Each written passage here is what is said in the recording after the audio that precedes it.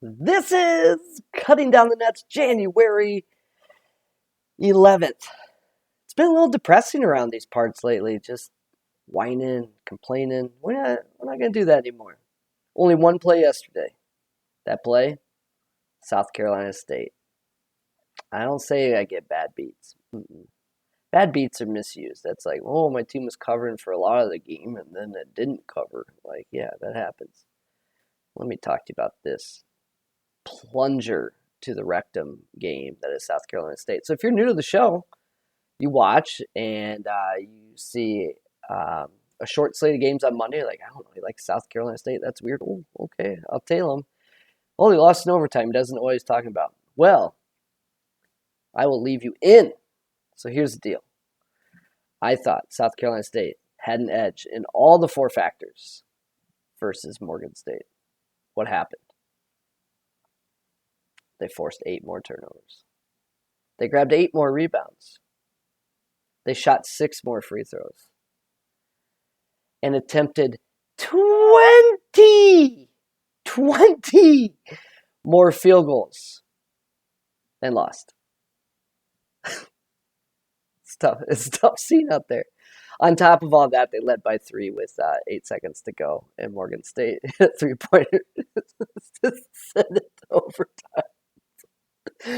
We're moving on. Whatever. Fun stuff. All right. For the year, 55.3%. Last 7 days. I've made it very clear. I'm not happy with how the last 7 days are going. So what do? We run an efficiency model. We weight it towards recent play. So what I mean by that is I asked these questions years ago. What if I only use the last 6 games? What would the projected point spread be using efficiencies? Oh, what if I use the last 7? What if I use the last 8? What about 9, 10, 11, 12, 13, 14, 15? And then I look at that and I kind of read it. Like, okay, all this is kind of thrown off by like 2 recent performances. Or the reason this is showing as a play is because of recent 3-point activity. So what I look for is consistent ball across all the 4 factors. 4 factors being shooting is one of them, but not the only thing. And I factor in 3-pointers for sure. Number 2, turnover differential. So forcing turnovers, limiting turnovers. Number 3, boards. And number 4, free throw rate. So if you consider a basketball possession, let's think of those 4 factors. I'm bringing the ball up the court. Did I turn it over and not get a shot? That's 1. Did I get a shot off and did it go in? That's 2. If it didn't go in, did I get the rebound? And if I didn't get a shot off, was I fouled? So think of how important that is to each basketball possession. And I didn't invent this. Not even close. Ken Pom didn't invent this. It comes from Dean Oliver, and it's what I base all my stuff on. So that's enough. Let's get on to the games. We actually got quite a few. So here we'll open up with the old bear trap. Auburn on the road at Alabama. This is a little lesson in situational betting. If you were to situationally bet this game, you would definitely not be on the same side as me. You would say Alabama's due, Auburn's running too hot, and I'm just going to say no. And this has burned me before, but it pays off a lot. Where it burned me was Providence, just everything going wrong against Marquette. But then Providence bounced back the very next game. So sometimes these things just happen. But I am on Auburn plus 1.5. Likely a trap. I'll just put my whole lower leg into it, let it clamp down on my tibia and fibula, and then you can just leave me to starve to death. But I'm taking the Tigers. And it's not because of what Alabama did against Missouri. This is a accumulation of 15 games. Okay, this one's kind of close. Okie State, West Virginia, but I passed on it. Providence, Creighton, passed on that. But you can kind of see the variance between my number and the spread number off to the right. So just pay attention to that. Iowa State, look, I get it. Iowa State's offense sucks. And I agree. I fully agree. But this is just getting a little out of hand, don't you think? I mean, even the Oklahoma line was like, oh, come on, like 6.5. And yeah, Oklahoma covered, but that game was like tied with like 6 minutes to go or something like that. So Iowa State is 50th in shot quality, but 112th in offensive shot quality. So I get it, but the hate has just gone too far. This number is too damn high. There's turnover edges on both sides. This game could get a little sloppy. I'm just banking on the Iowa State defense, keeping them within 4 possessions at Fog Allen. It's probably a fair line. I just think we've gotten a little out of control with the Iowa State hate. But I get it. I understand it. I'm not like, man, I have no idea what they're doing. Like, no, I know the angle here, and I think it's too many points. Nothing here, nothing here, nothing here. So no play on Toledo, no play on Dayton, no play on Kentucky, Vanderbilt. Texas Tech, Baylor. Okay. So here's the problem. I think Texas Tech is a lot better than Iowa State. I think Baylor is better than Kansas, maybe not by a lot. But this line also really high. It truly is. But situationally, against Baylor, Texas Tech coming off the big win against Kansas, situationally, not the best spot as well. Kind of the theme of the night. But I'm not going to start doubting myself when things aren't going well. And yeah, that's a lot of points. Again, 4 possessions against a pretty good defensive team. Now, Baylor's elite. I get it. But yeah, asking for a lot here. I mean, put them on neutral court. Gonna like they play in Kansas City at the Big 12 tournament. It's 9.5. I guess, but yeah, I don't think so. Yeah, just a little too high. Let's recap though. So Auburn, I would want as a dog. Iowa State, I'd play that down to 11. This game, I'd play down to 11 as well. So if you aren't getting the same numbers, this show is pretty early. Go for it. Okay, USC Stanford is next. This is a number that I took away home court advantage. Stanford has banned fans, so you decide if you want to put a home court edge in there. I removed it completely. Last year during COVID, when there was very few fans, I think I used a point or 1.4. I don't remember. I was kind of following the market there, and people are trying to figure that out. But with no fans, I just removed it completely. And this line looks to me, by all intents and purposes, Torvik, KenPom, etc., that they're treating this as like a true road game for USC. So I removed the 3.2 points I use. Otherwise, I had it at 5.784, and that put in the range for me. I played it early, just out of the look. Books don't make mistakes, but maybe a mistake was made. Like maybe they're like, oh yeah, oh wait, I forgot about that. So who knows? But I played it, and it's purely my sight's set on like a neutral court game where I'm getting an extra 3.2 points in the market. Miami and Florida State. Miami has been hot. I do not think Miami is all that good. I have this at 3, Florida State by 3. The line is 6.5. I expect Miami to be pretty popular here, given that they're surging. But again, when I try to figure out why something showed up in my model with a variance, I'm mainly looking at the 4 factors. They're consistently forcing turnovers, rebound, whatever. Miami's edge looks to be purely from being hot from the 3-point range. So that with a lot of recent wins, yeah, I'm just going to sit that one out. I have it in orange because if you're a believer, look, it's Jim Larinaga. We love him. You can go there. None of these are really close. Hofstra and Towson. Hofstra's profile is pulled down by this William and Mary game that was played recently.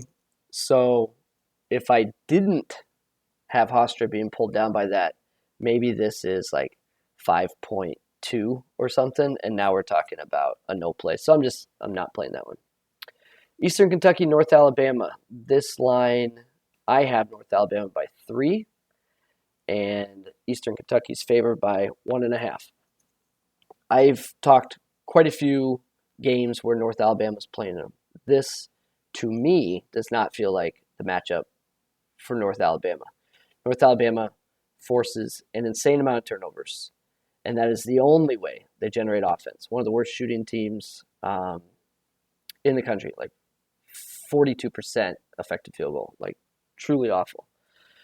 So, Eastern Kentucky, decent field goal defense, but more importantly, Eastern Kentucky just does not cough up the ball enough. They are, I think, top 80, top 90 in offensive turnover rate. So I don't like the spot, and I will be passing on that. It's possible you see something else. Illinois, Nebraska. Man, Illinois is consistently killing it on offense, and the defense has been good enough. This Nebraska profile appears to be really drugged down by recent three-point defense. They've been getting torched. So I think there could be some regression coming. It's tough, though. But,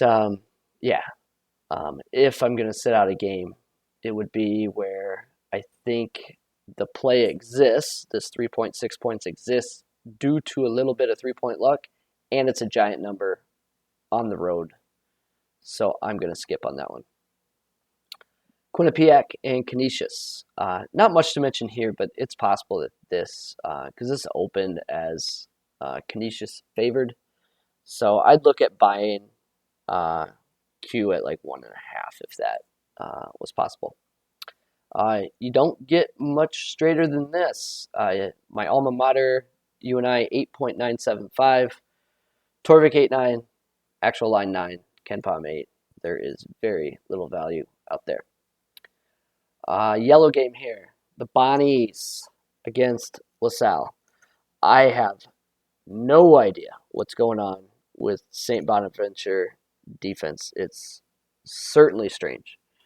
Could this be a get-right spot? Yeah. I mean, LaSalle is strictly a jump shooting team. But, man, they appear broken. So here's what's frustrating, though. I think this line had a soft opener in the like 11 range maybe, and then it was 10. Now it's 9. So I'm not in a hurry here. I think that could bounce back. So it's in yellow. Northeastern against James Madison.